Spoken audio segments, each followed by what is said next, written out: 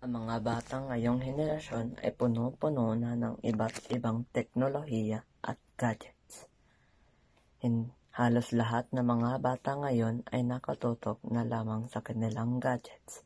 Di man lang alam na unting-unting nawawala ang panitikan at nangyari noon. Dapat lang ding ito'y pag-aralan dahil nasa dugo na natin ito ang ating pagka-Pilipino. Sa maraming dayuhan na nanakop sa Pilipinas, marami din tayong natutunan sa kanila. Kung hindi naman dahil sa kanila, ang Pilipinas hanggang ngayon ay hindi aangas at titirang tribo ang pangkabuhayan.